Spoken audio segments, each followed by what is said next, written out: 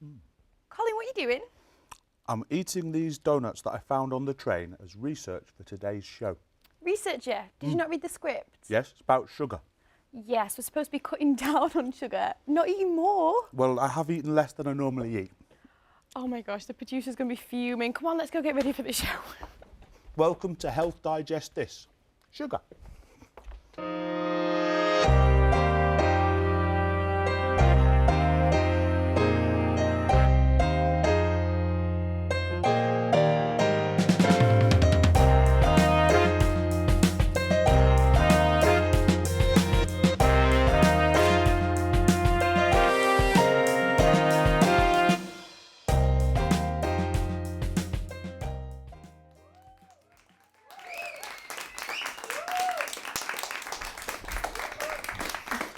Hello and welcome to Health Digest This, the show where we investigate food so you don't have to. I'm Lucy and this is Colin, and today we're talking all about sugar. So does that mean I get lots of chocolatey treats? Nope, it's the exact opposite. There's endless research suggesting how bad sugar can be. And making the headlines today, the Chief Medical Officer of the UK compared the threat to obesity of that of terrorism.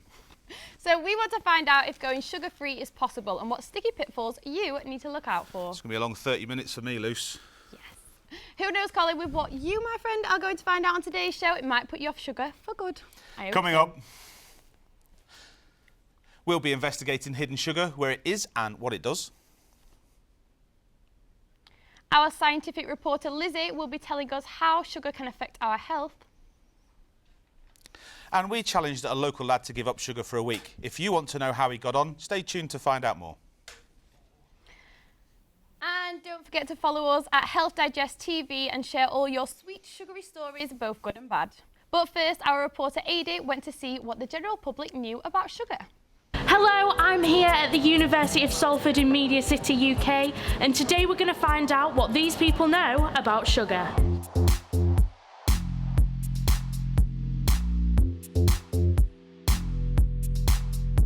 But I don't know, but there might be the type of, might be like fructose, and that might be sucrose. I don't.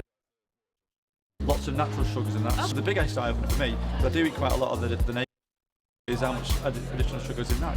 When you want to eat raisins, it's like, oh, it's slightly healthier. Yeah, you get it as a healthier option. Yeah. Probably the orange juice, I think.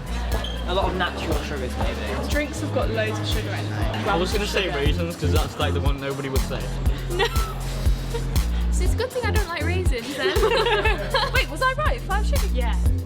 20 grams of sugar. That's why my diet's not working. There's no sugar in Coke, is there? Green tea's healthy for me. So, Wow, just in my can? yeah. You joking? So if I have a can of that and a can of beans, I'm screwed. Well, I wasn't expecting that. I would go with a lot. But they're racking up, the grams are slowly racking up, aren't they? Yeah. I'll walk away and I'll have a real good think about my beans. So you keep eating sugar, you're gonna die. See, that was the magic word. You said small bags. Oh Four and a man. bit. Don't always trust the healthy packaging. You must have hundreds. Like 800. About 3,000? Yeah. 2 kilos of sugar total. I'd say 1,000. Yeah, 1,000. You're right. One of these bags of sugar is all over this table. If it was an Asda or something in a supermarket and it had, say, that bottle, I'd be like, yeah, okay, I'll try that, I like that. But if I saw that sugar underneath it, it would make me think twice. It's a killer. Right? Right? Diabetes. You're done.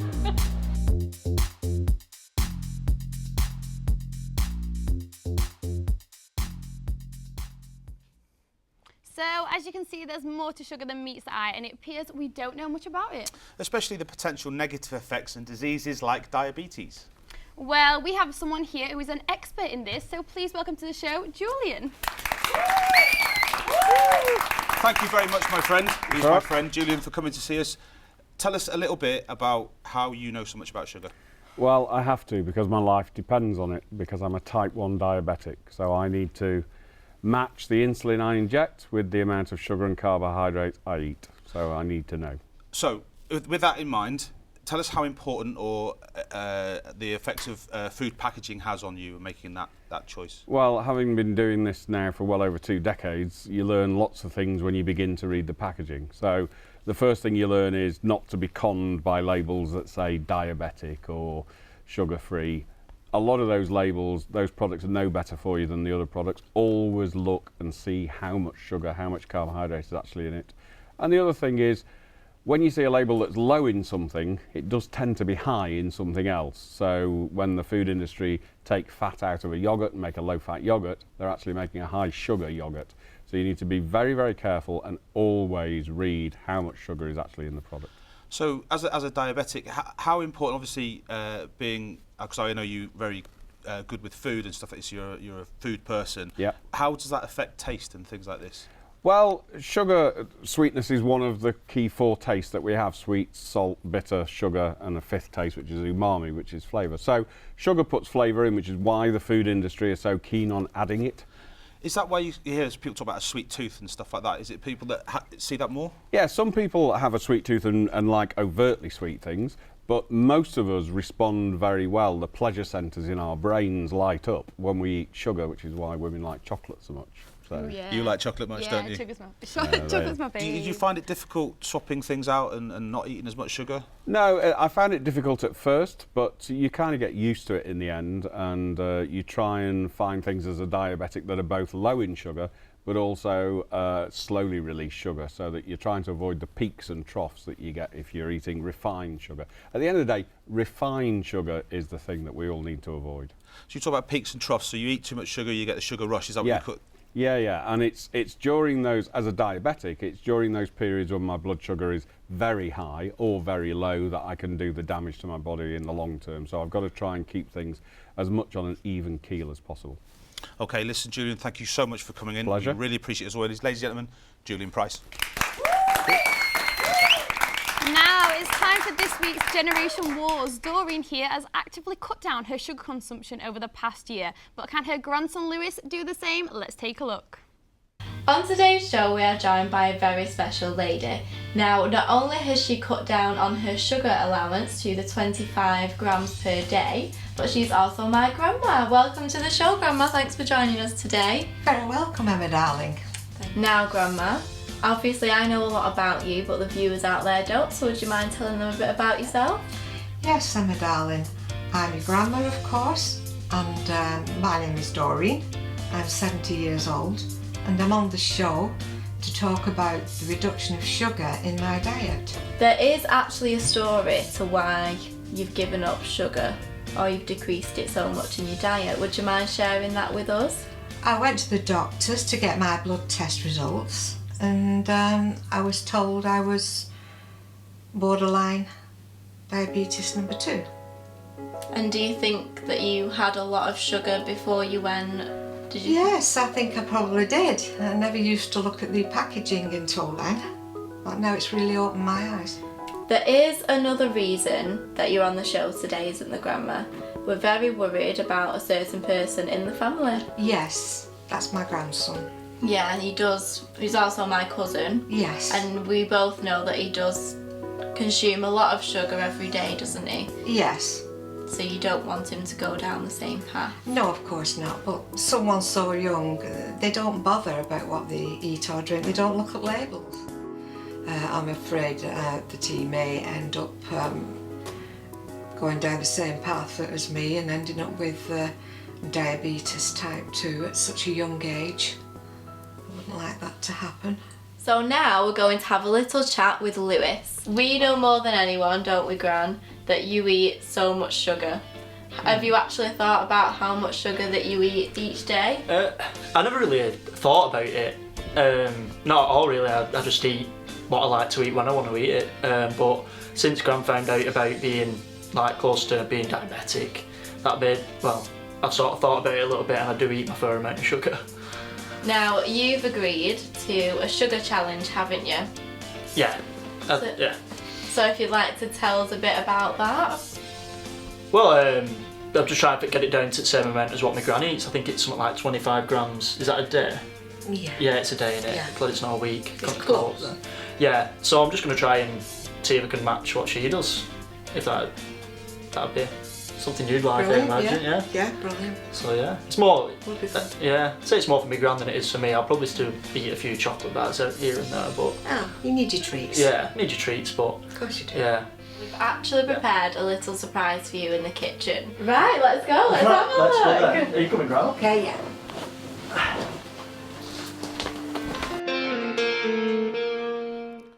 Speaking of food swaps, we have our nutritionist Kit Parker here to help us investigate the sweet minefield that is the battle between the good and the bad sugars. Let's give a warm welcome to Kit, everybody. So Kit, let's have a quick swap to get our viewers in the mood. Okay, so we've got two different types of bread here. On the right we have Tiger bread, which has got 4.6 grams of sugar per slice. But then over here we've got the low GI bread, which is 0.6 grams of sugar per slice. Okay, because I'm really scientific like you, you're going to have to tell me what GI means. Okay, GI stands for glycemic index, so it's how fast the food releases its sugar into your bloodstream. Okay, so a high GI food will release it fast, giving you a sugar peak. Low GI will be slower, keep you sustained for longer. So that's what Julian was talking about before, Yeah. the peaks and the troughs and stuff like that on the sugar stuff. That's interesting stuff. Yeah, so what have you got to give tips-wise for Colin? I mean, I know you've seen his diet. Come on, give him some Okay, tips. so looking at the kind of food diary we did, the guideline amount should be 30 grams of sugar a day. Why are you looking at me like I've done something wrong, Kit, you know? Well, the guideline amount is 30 grams a day, and you've actually been consuming 5 times that. Right, well, we're going to have to see Okay. that. Okay, so show us what I should, show us what I should be doing. Yeah. So the guideline amount, which would be the first one. Even that looks a lot, really, doesn't it? What do you mean a lot? We should pop that in here. I imagine, I guess, for the full day. All Okay. right. And then this how much is- you were consuming? So this is what I'm consuming. Yeah. Whoa, whoa, whoa. You did, no, what? There we are. He's being generous there. So that's a builder's brew.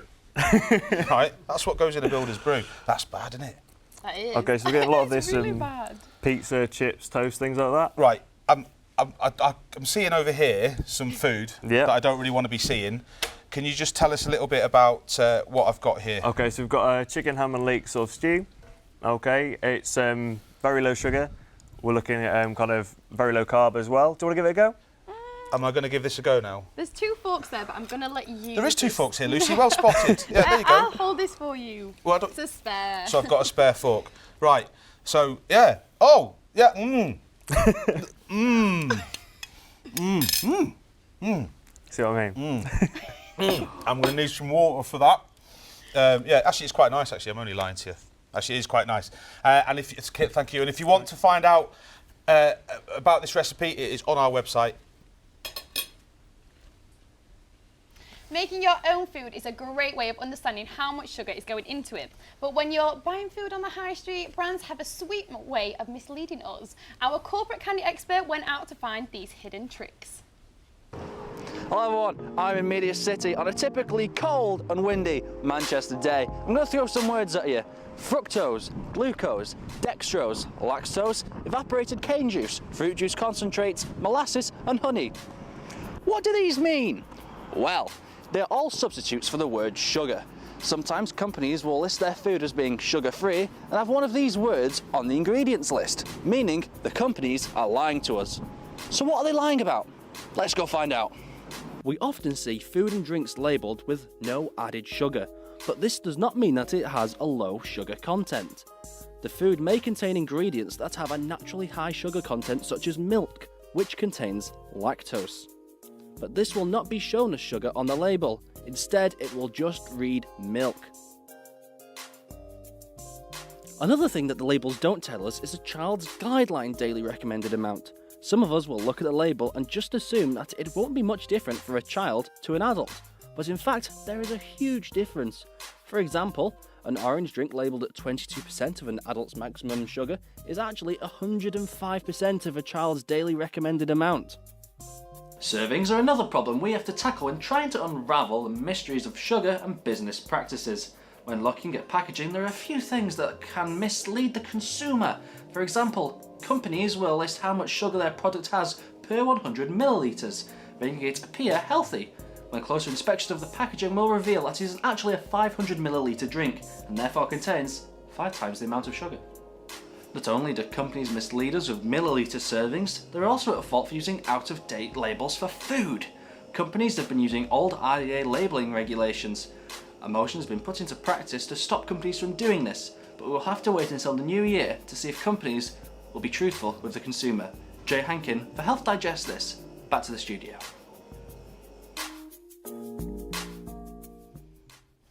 So that's hopefully shown you what to look out for when you do your next shop. But has our studio audience learned enough to guess how much sugar is in this trolley that Jay brought back? Thanks, Lucy. I'm here with Keenan. Ross. I thought you were going to say Kel.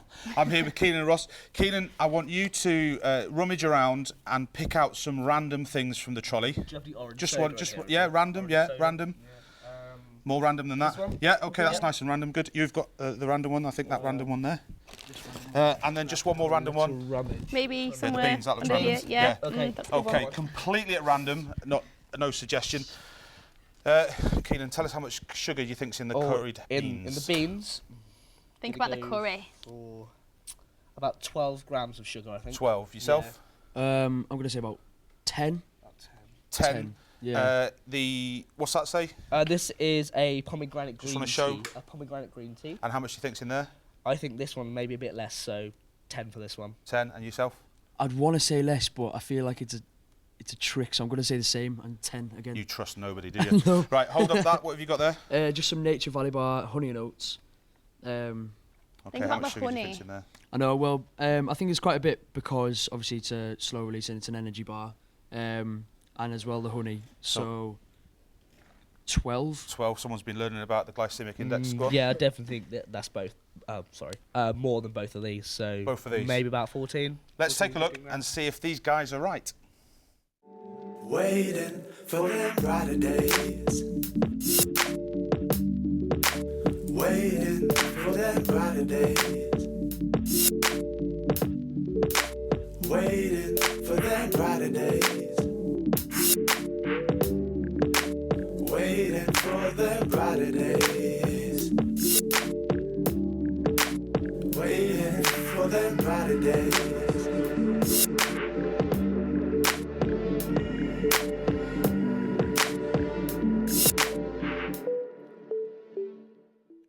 So, how many of you at home got that right? Tweet us using the hashtag HDTSugar and let us know. Whilst I try and get this through back above Colin, I'll let you catch up with Lewis's challenge in our second instalment of Generation Wars. Get off! Get off! Get off!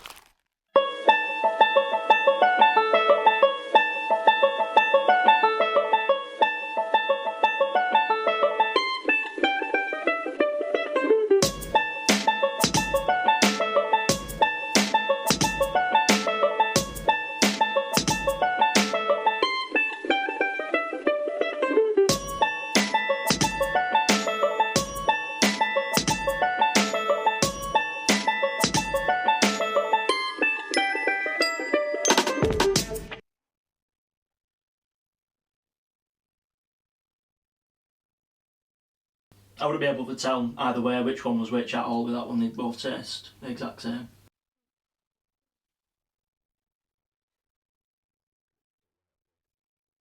That one's better. Miles better.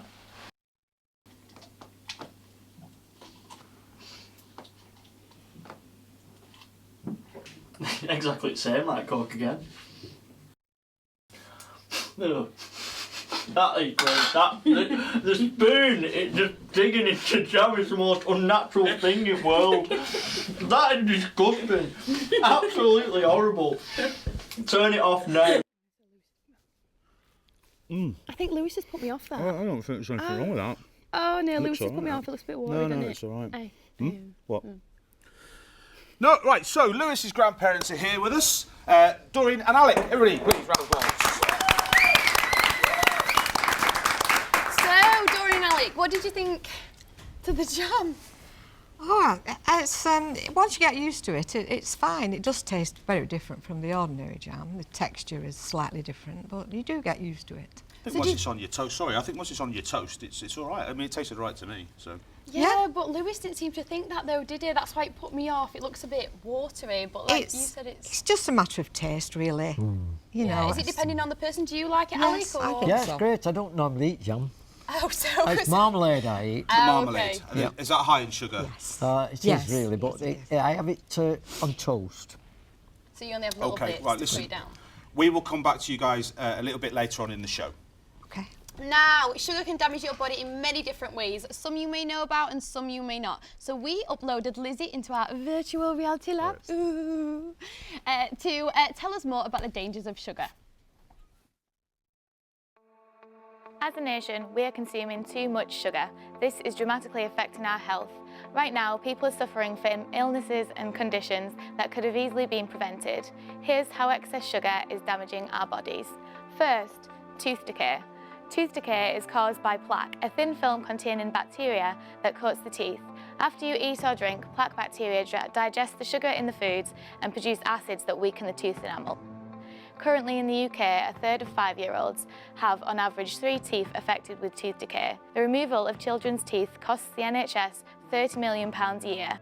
This can largely be prevented simply by brushing teeth twice a day and reducing sugar consumption. Moving on to type 2 diabetes. Diabetes is a condition in which your body cannot properly process sugar. According to the International Diabetes Federation, more than 371 million people across the globe have diabetes, and this figure is predicted to rise to over 550 million by 2030. 90% of these cases are type 2 diabetes. Type 2 diabetes can be managed with lifestyle changes such as exercise and limiting of sugar intake to begin with. Another alarming condition linked to high sugar intake is heart disease. A study in 2014 found that people who got more than a quarter of their calories from added sugar were almost 3 times more likely to die of heart disease. Now, most people connect liver problems with alcohol. However, an unhealthy, sugar-filled diet can lead to too much fat building up around the liver. This is known as non-alcoholic fatty liver disease. It is currently believed that 1 in 5 people in the UK are in early stages of the condition, and the vast majority of people are undiagnosed. It is responsible for 15 to 20% of liver transplants in the UK. But all of these very serious diseases can be prevented with very simple lifestyle changes. Cutting out the sugar you have in your tea, that last cookie in the jar, Friday night's takeaway, or just going out for a walk can be a big step in improving your health and well-being. Do you know, I love it when we get our VR experts into our VR lab just to tell me how badly I'm treating my body on the inside. You know, like I need extra facts than looking at the mirror before breakfast in the morning.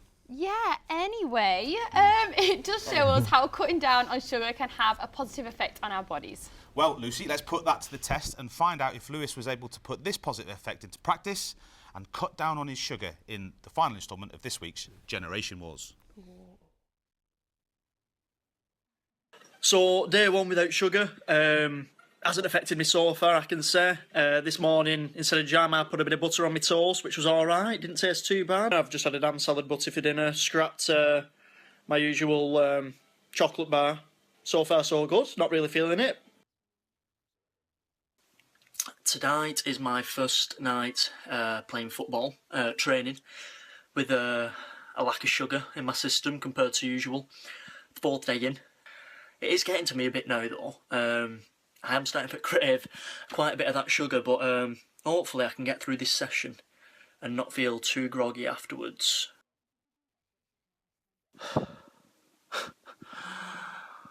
Just got in from footy and I feel absolutely shocking. My body is just craving some sort of sugar injection.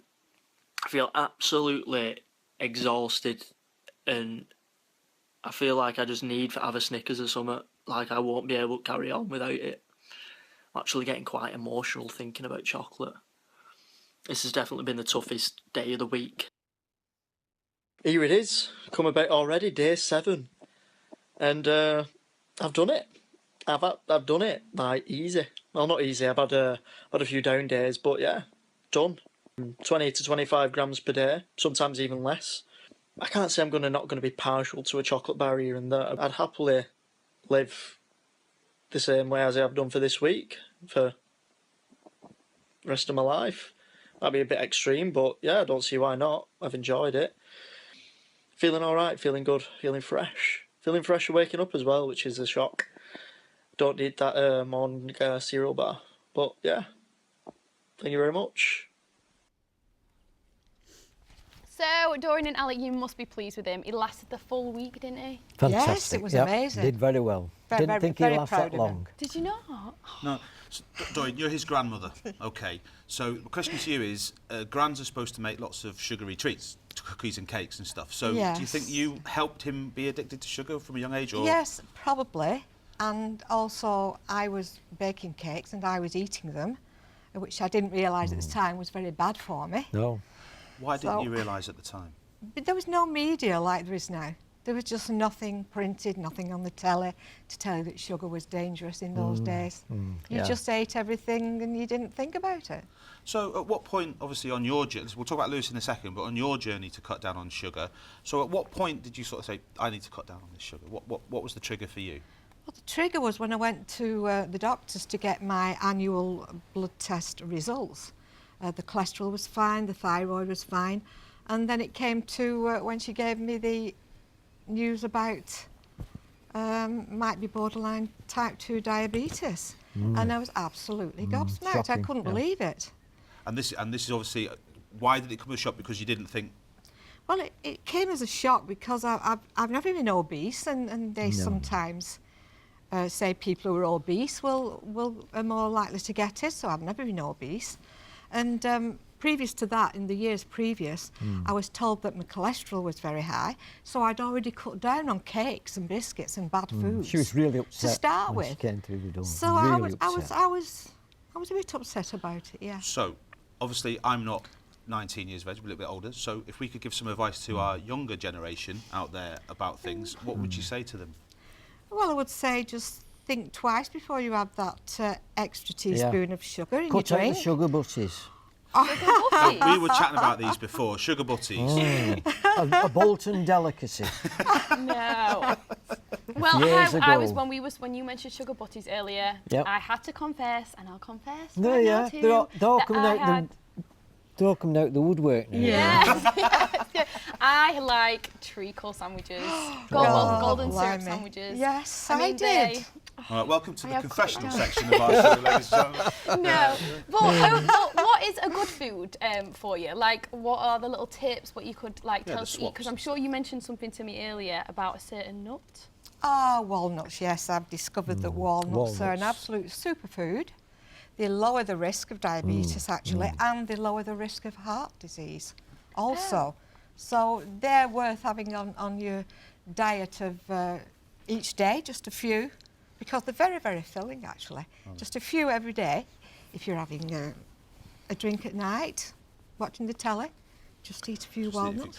Instead of grazing on a packet of crisps, you might as well graze Oh, on absolutely, yes. Locate your local butcher and go and get fresh food. Well, this is the thing as well. So Not when the you were younger, supermarket stuff. obviously butchers were a big thing everywhere. They were, yes. Grocers were everywhere. So Yes. do you think that has an effect on how we consume our food Of today? course, I think because so, you have yeah. all these packets in the supermarkets now, Yeah. and the butchers are disappearing from the high street.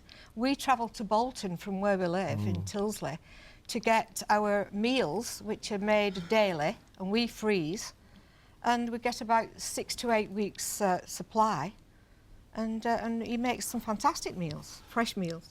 Well, listen, thank you so much for coming in today. We really, really appreciate it, and I know how busy you are. I think we've learned something. You've taught us a lot. I think hopefully you've taught our studio audience. Ladies and gentlemen, round of applause, please, for Doreen and Ali.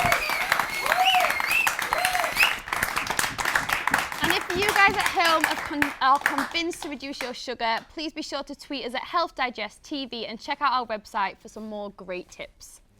Now, as I said before, sadly, we have reached the end of the show. But don't despair, we'll be back next week with a packed show all about protein. So, any of you gym nuts out there, I'm looking at the audience, there's a lot of them, it's going to be a good one, so don't miss it.